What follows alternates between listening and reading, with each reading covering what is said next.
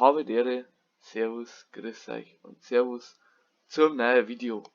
Heute haben wir mal über das Minecraft Mob World 2023 reden. Und zwar gibt's wie jedes Jahr 3 Mobs zur Auswahl. Also wir haben einmal die Krabbe mit seiner Schere, also seinem Drop höchstwahrscheinlich, kannst du deine Range zum Platzieren von Blöcken erweitern. Dann haben wir den Pinguin, finde ich halt echt cool aus mit seinen Augenbrauen da.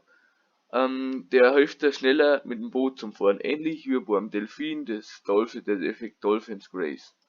Und dann haben wir das Armadillo. Sein Drops, also wenn du ihn killst, kannst du hernehmen, um der Hunderüstung zum Craften. Was ich eigentlich schon sehr useful finde. Mein Problem, was ich aber so habe mit so Mob-Votes, ist einfach, dass 3 so richtig einzigartige Mobs gibt. Also wirklich, ich kann mir jetzt so super in Minecraft vorstellen. Und dann ist es das, die Krabbe beispielsweise. Ich find die Krabbe super. Also ich selber, meine Meinung, ich habe für die Krabbe gewotet. Ich könnte natürlich voten für was das wollt. Ähm, aber gleicherweise finde ich den Ding auch, den Pinguin voll süß oder das Armadillo. Und es ist halt einfach so, dass Mojang selber ihre Community eigentlich spaltet, wenn sie so ein Mob-Vote macht. Also bitte, sie spalten ihrer Community in 3 Teile. Und am Schluss sind alle 2 Leute traurig, wenn eins auch reinkommt. Also, weil mir persönlich, das ist viel cooler, wenn alle 3 irgendwie reinkommen daten, weil die Idee ist ja schon da. Das zum Coden ist ja eigentlich gar nicht einmal so schlimm. So, man merkt ja, es gibt so Modpack-Ersteller, die wo selbst auf einen Tag nachstellen. Und deswegen, ich finde, das viel cooler finden, wenn es das Minecraft Mobboard generell so, ja, was heißt abschaffen, aber dass wir einfach die alle 3 rein tun, weil halt immer 2 Communities traurig sind und wenn eine nur gewinnt. Also,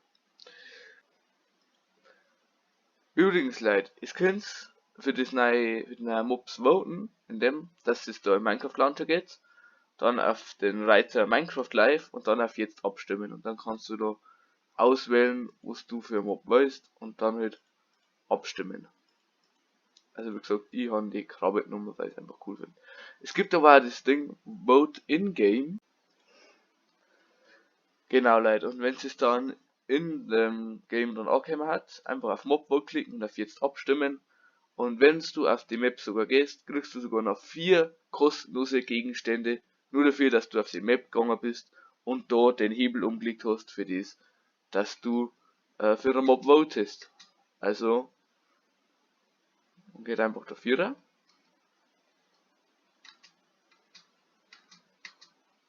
Geht der Vierer, legt seinen Hebel um, wo er haben mag. Jetzt bei mir in dem Sinne Krabbe. Und ja, und dann kriegt man sogar noch kostenlose Gegenstände. Also Leute, ich würde sagen, es lohnt sich. Schreibt gerne eure Meinung dazu in die Kommentare, da hat mich sehr interessieren.